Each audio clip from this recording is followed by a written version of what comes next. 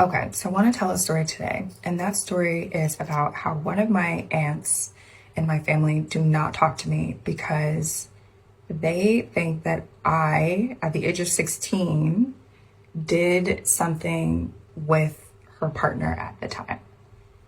And I have been a nervous wreck to talk about something like this and to tell this story. A, because of my family.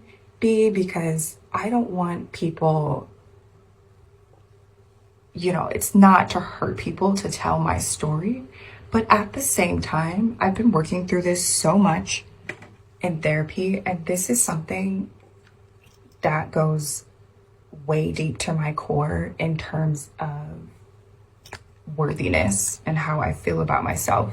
And it's been such a journey. And it's that moment of my life where I have to fully confront it and face it and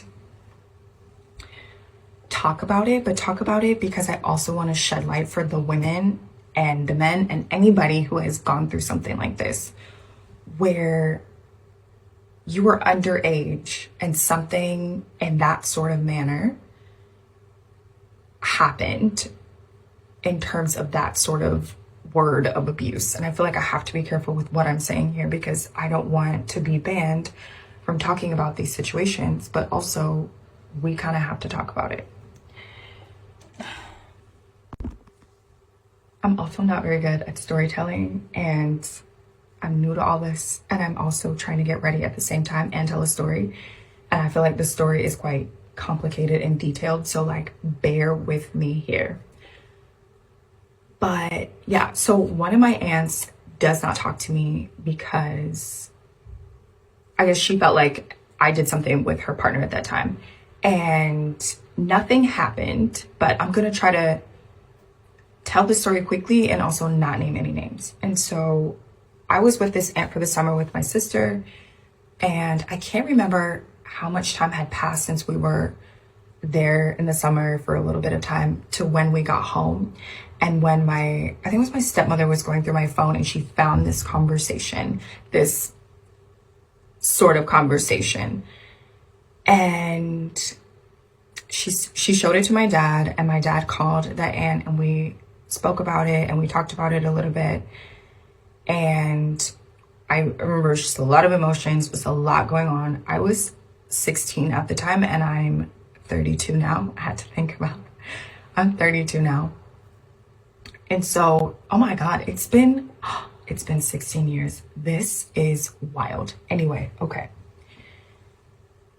So yeah, my aunt was there for me. She was very kind and very nice and was like, I'm so sorry that this happened to you, blah, blah, blah, blah. And not blah, blah, blah, but she was very kind and it just felt safe, But then as the years have gone by, it's that mood and that assumption that I didn't do anything because I was a child was not that assumption anymore. And it boggled my mind because it was wait, but if it happened or if it was true, then that would make him, and you're okay with that? That's what you would like to hear? And I will just never forget how when I got older, I just realized that I really had to take the time and go back to that part of my life and understand how much feeling of I didn't matter, that I was unworthy. It just felt like love from my family was just cut off and gone. And you're like, but wait, that guy? And it made it even worse because it was wait, this guy that was doing this to you on TV? And it's kind of cohorts in the same spirit of what was happening not in the same cohorts, in the same spirit, but like, you know,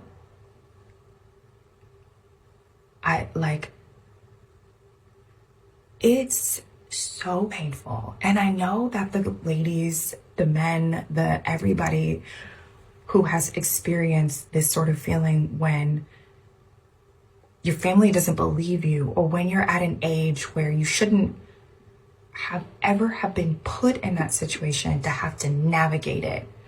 And however you navigate it was however you navigated it. And this is what I learned in therapy, is like how I navigated it and how I dealt with it was how I dealt with it.